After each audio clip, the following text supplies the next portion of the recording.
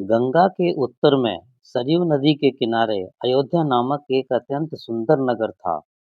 वहां की सुंदरता देखते ही बनती थी। विशाल सुंदर इमारतें, आम लोगों के भव्य घर, चौड़ी सड़कें, जल से भरे तालाब, सुंदर बाग बगीचे, खेतों में लहराती हरियाली, लगता था संपन्नता का और समृद्धि का चारों ओर साम्राज्य है। दुख और विपन्नता का कहीं पता न था। यही विलक्षण नगर अयोध्या कौशल राज्य की राजधानी था। महाराज रघु के वंशज राजा दशरथ यहाँ के राजा थे। वह एक कुशल योद्धा और न्यायप्रिय शासक थे। वे रघुकुल की रीति का पूरा पालन करते थे। उनके राज्य में लोग मर्यादित, सदाचारी, चरित्रवान और शांति प्रिय थे। पूरा नगर ही अद्भुत, मनोरम और विलक्षण था। राजा दशरथ की 3 रानियां थीं, कौशल्या, सुमित्रा और कैकेयी। यशस्वी, सुखी और संपन्न होने के बाद भी राजा निसंतान थे। उनकी आयु लगातार बढ़ती जा रही थी और यही उनके दुख का कारण था। एक दिन राजा दशरथ ने वशिष्ठ मुनि से रघुकुल के उत्तराधिकारी के विषय में अपनी चिंता बताई। वशिष्ठ मुनि राजा दशरथ की चिंता समझते थे। उन्होंने राजा को पुत्रेष्ठ यज्ञ करने की सलाह देते हुए कहा, महाराज, आप पुत्रेष्ठ यज्ञ करें, आपकी इच्छा अवश्य पूरी होगी। महान तपस्वी ऋष्यशृंग की देखरेख में राजा दशरथ ने पुत्रेष्ठ यज्ञ किया। अनेक राजा एवं ऋषिगण पधारे। मंत्रोच्चार और शंख ध्वनि के बीच आहुतियां डाली गईं। उसी समय सभी देवतागण मिलकर ब्रह्मा के पास रावण से रक्षा की याचना करने गए हुए थे। रावण दक्षिण में स्थित लंका का राजा था। अपने तप के बल पर शिव की असीम शक्तियां प्राप्त कर वह अत्याचारी हो गया था। उसे देवता, यक्ष, गंधर्व या असुर भी नहीं मार सकते थे। देवताओं की याचना सुनकर ब्रह्मा ने विष्णु से मानव रूप में जन्म लेकर रावण का संहार करने के लिए कहा। विष्णु ने ब्रह्मा जी की बात मान ली। इधर अंतिम आहुति राजा दशरथ ने डाली। यज्ञ संपन्न हुआ। अग्निदेव ने स्वयं प्रकट होकर राजा को आशीर्वाद स्वरूप खीर का एक पात्र दिया, जिसे उन्होंने अपनी तीनों रानियों को खिला दिया। समय के अंतराल में दशरथ की मनोकामना पूर्ण हुई। रानियां गर्भवती हुईं। कौशल्या ने चैत्र माह की नवमी तिथि को दिव्य लक्षणों से युक्त पुत्र राम को जन्म दिया। वस्तुतः विष्णु भगवान ने ही राम के रूप में अवतार लिया था। गुरु वशिष्ठ ने सबका नामकरण किया। कैकेयी के पुत्र का नाम भरत पड़ा और सुमित्रा के 2 पुत्र लक्ष्मण और शत्रुघ्न हुए। चारों ओर खुशियों की लहर फैल गई। बधाइयां दी जाने लगीं। मंगल गीत गाए गए। चारों ओर उत्सव जैसा दृश्य था। दशरथ अति प्रसन्न थे। उन्हें उत्तराधिकारी मिल गया था। राजा प्रसन्न और प्रजा भी प्रसन्न। समारोह हुए, आयोजन हुए। दूर दूर से लोग बधाई देने आए। राजा ने सभी को उपहार देकर सम्मानित किया। जो भी आया संतुष्ट होकर गया। धीरे धीरे चारों राजकुमार साथ साथ खेलते हुए बड़े होने लगे। वे बहुत ही सुंदर थे। उनमें असाधारण आकर्षण था। जो भी देखता उन्हें देखता ही रह जाता। चारों भाइयों में आपस में बहुत प्रेम था। सभी राम को अपना बड़ा भाई मानते भी थे और बड़े भाई की आज्ञा का पालन भी करते थे। प्रायः लक्ष्मण राम के साथ रहते थे और भरत शत्रुघ्न की जोड़ी बन जाया करती थी। चारों भाई जब और बड़े हुए तो उन्हें शिक्षा दीक्षा के लिए भेजा गया। चारों राजकुमार अत्यंत मेधावी थे।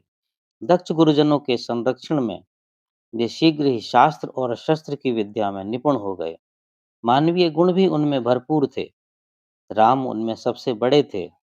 उनमें कई गुण विद्यमान थे। वे अत्यंत न्यायप्रिय एवं पिता राजा दशरथ के अति प्रिय थे। समय के साथ चारों राजकुमारों ने सभी कलाओं में निपुणता प्राप्त कर ली थी और यौवन की दहलीज पर आ खड़े हुए थे। उन्हें देखकर राजा दशरथ के मन में उनके विवाह की इच्छा जागी। वे अपनी संतानों के लिए सुयोग्य वधुएं चाहते थे। एक दिन इसी विषय पर राजा अपने मंत्रियों से मंत्रणा कर रहे थे। तभी द्वारपाल ने महर्षि विश्वामित्र के आने की सूचना दी। महाराजा दशरथ ने तत्काल अपना आसन छोड़ा और द्वार पर जाकर उनकी अगवानी की। सादर महर्षि को लेकर राजमहल में आए और उन्हें अपना आसन दिया। एक समय विश्वामित्र स्वयं बड़े ही बलशाली राजा थे। बाद में उन्होंने अपना राजपाट सब त्याग दिया था और संन्यास कर वन में जाकर आश्रम बनाकर रहने लगे थे। वे अपने तपोबल, शस्त्र ज्ञान एवं क्रोधी स्वभाव के लिए सर्वविदित थे। महर्षि विश्वामित्र के स्वागत सत्कार के पश्चात दशरथ ने उनके आगमन का प्रयोजन जानने के लिए पूछा। महर्षि आज्ञा दें, मैं आपकी क्या सेवा कर सकता हूँ? आप अपने मन की बात कहें, उसका पूर्णतया पालन होगा। महर्षि ने कहा, राजन, मैं जो मांगने जा रहा हूँ, उसे देना आपके लिए कठिन होगा। राजा दशरथ ने कहा, आप आज्ञा दीजिए महर्षि, मैं तन मन से उसको पूरा करने के लिए तत्पर हूँ और आपको शिकायत का अवसर नहीं दूंगा। विश्वामित्र ने कहा, मैं सिद्धि के लिए एक यज्ञ कर रहा हूँ। अनुष्ठान में राक्षस बाधा डाल रहे हैं। उन राक्षसों को केवल एक ही व्यक्ति मार सकता है और वो हैं आपके ज्येष्ठ पुत्र राम। आप अपने ज्येष्ठ पुत्र राम को मुझे सौंप दें, जिससे मैं अपना यज्ञ पूर्ण कर सकूं। विश्वामित्र ने कहा। दशरथ पर मानो वज्रपात हुआ। उन्होंने ऋषि के द्वारा राम को मांगे जाने की कल्पना भी नहीं करी थी। वह चिंता में पड़ गए। दशरथ की दुविधा को भांपकर विश्वामित्र ने कहा, मैं राम को कुछ दिनों के लिए ही मांग रहा हूँ। यज्ञ 10 दिन में संपन्न हो जाएगा। पुत्र वियोग की आशंका से दशरथ ग्रस्त थे। दरबार में सन्नाटा छा गया। सभी मंत्री चिंतित हो उठे। दशरथ ने विनती की, महामुनि, राम तो अभी बालक हैं। मायावी राक्षसों से कैसे युद्ध करेगा? इससे तो अच्छा यही होगा कि आप मेरी सेना ले जाएं। मैं अपनी सेना के साथ चलने को तत्पर हूँ। महर्षि क्रोधित हुए और बोले, राजन, आप रघुकुल की रीत तोड़ रहे हैं, वचन देकर विमुख हो रहे हैं। दुष्ट राक्षसों का संहार मैं स्वयं कर सकता था, पर मैंने संन्यास ले लिया है। यदि आप राम को नहीं देंगे, तो मैं खाली हाथ लौट जाऊंगा। स्थिति बिगड़ती देख मुनि वशिष्ठ ने दशरथ को समझाया। उन्होंने कहा, महाराज, महर्षि विश्वामित्र एक सिद्ध पुरुष हैं, महान तपस्वी तथा अनेकों गुप्त विद्याओं के जानकार हैं। वह कुछ विचार करके ही आए होंगे। अवश्य इसमें राम का कोई हित होगा। आप राम को उन्हें सौंप दें। भारी मन से दशरथ ने मुनि वशिष्ठ की बात मान ली। राम को अकेले वन भेजने में दशरथ सशंकित थे। उन्होंने विश्वामित्र से लक्ष्मण को भी साथ ले जाने का अनुरोध किया, जिसे विश्वामित्र ने सहर्ष स्वीकार कर लिया। तत्काल राम और लक्ष्मण को दरबार में बुलाकर राजा दशरथ ने उन्हें विश्वामित्र के साथ जाने की आज्ञा दी। वे दोनों सहर्ष जाने को तत्पर हो गए। महर्षि विश्वामित्र ने अविलंब दोनों राजकुमारों को लेकर वन के लिए प्रस्थान किया। आगे आगे महर्षि और पीछे तीर धनुष और तुरनीर से सुसज्जित दोनों राजकुमार चल पड़े। दोनों राजकुमारों के साथ महर्षि विश्वामित्र अयोध्या से दूर सरयू नदी के किनारे किनारे चलते रहे। महल छूटा, बस्ती छूटी और धीरे धीरे सब कुछ दृष्टि से ओझल हो गया। राम और लक्ष्मण की दृष्टि बस महर्षि के सधे कदमों की ओर थी। उन्होंने एक बार भी पीछे मुड़कर नहीं देखा। उत्साहित से वे दिन भर चलते रहे। संध्या समय अचानक महर्षि रुके, पीछे मुड़े और बोले, हम आज रात नदी के तट पर ही विश्राम करेंगे। फिर उन्होंने राम से कहा, मैं तुम लोगों को बला अतिबला नाम की विद्याएं सिखाना चाहता हूँ। इन्हें सीखने के बाद कोई तुम पर प्रहार नहीं कर सकेगा। उस समय भी नहीं जब तुम नींद में रहोगे। राम और लक्ष्मण ने नदी में हाथ मुंह धोया, महर्षि से विद्याएं सीखीं और फिर तिनकों और पत्थरों का बिस्तर बनाकर वहीं रात बिताई। सुबह होने पर पुनः उनकी यात्रा आरंभ हो गई। चलते चलते वे लोग सरयू और गंगा नदी के संगम पर पहुंचे। रास्ते भर महर्षि राम लक्ष्मण को रास्ते में पड़ने वाले आश्रम, वहां के लोगों के विषय में, वृक्ष वनस्पतियों के बारे में सभी बातें बताते जाते थे। नाव से उन लोगों ने नदी पार की। आगे दुर्गम जंगल था, घना इतना कि सूरज की किरणें भी नहीं पहुंचती थीं। झींगुरों की आवाज, जानवरों की दहाड़ उसे और भी भयावह बना रही थी। राम एवं लक्ष्मण को आश्वस्त करते हुए महर्षि ने कहा, ये जानवर और वनस्पतियां तो वन की शोभा हैं, भय करने की बात नहीं है। असली खतरा तो राक्षसी ताड़का से है, जो इसी वन में रहती है। तुम्हें वह खतरा सदा के लिए मिटा देना है। जो भी इस वन में आता था, ताड़का के द्वारा मारा जाता था। ताड़का के भय के कारण उस वन का नाम ही ताड़क वन पड़ गया था। राम ने अपने धनुष पर प्रत्यंचा चढ़ाकर जोर से खींचकर छोड़ा।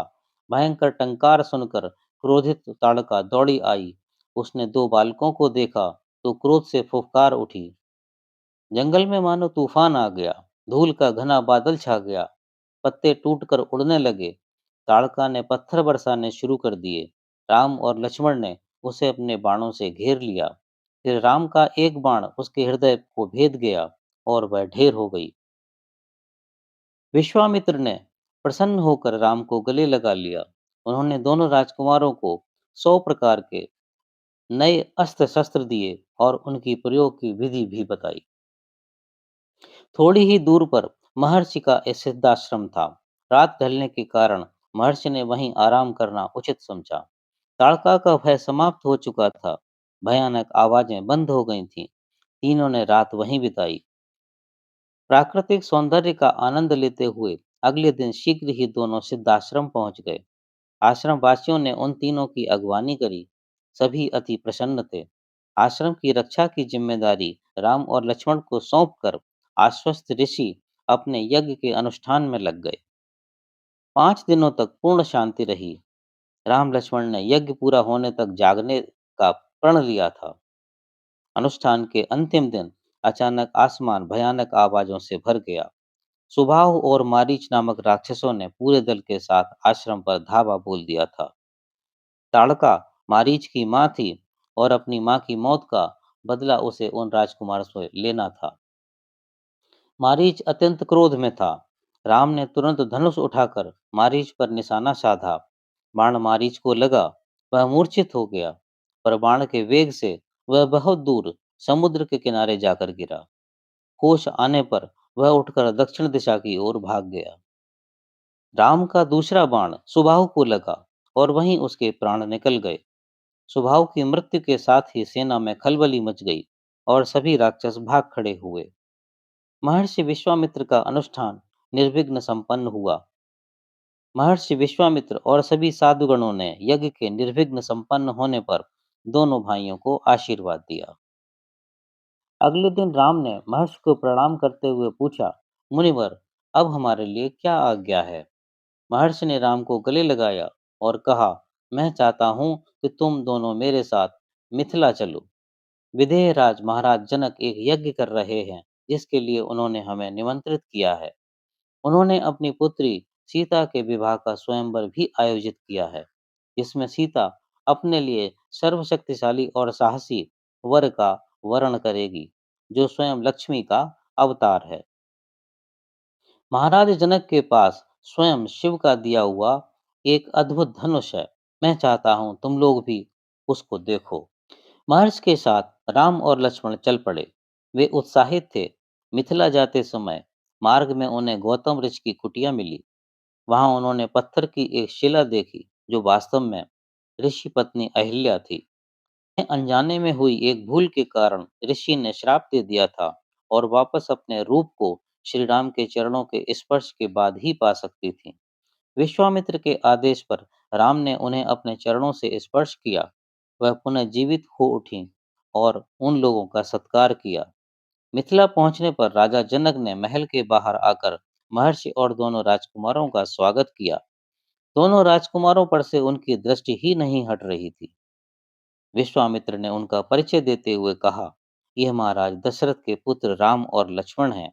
आपका अद्भुत धनुष दिखाने के लिए मैं इनको साथ लाया हूँ। राजा जनक ने सबके ठहरने की उत्तम व्यवस्था की थी। अगले दिन सभी आमंत्रित लोग यज्ञशाला में उपस्थित हुए। राजा जनक के आदेश पर उनके अनुचर पहियों की गाड़ी पर रखे धनुष को बड़ी कठिनता से खींचते हुए दरबार में लाए। धनुष को देखकर जनक ने कहा, मुनिवर, मैंने प्रतिज्ञा की है कि जो इस धनुष को उठाकर प्रत्यंचा चढ़ा देगा, उसी से सीता का विवाह होगा। अनेक राजकुमारों ने प्रयास किया, पर प्रत्यंचा चढ़ाना तो दूर, कोई इसे हिला भी नहीं पाया। महर्षि विश्वामित्र ने राम से कहा, उठो वत्स, इस धनुष को देखो। गुरु की आज्ञा स्वीकार कर राम ने उनको नमन किया।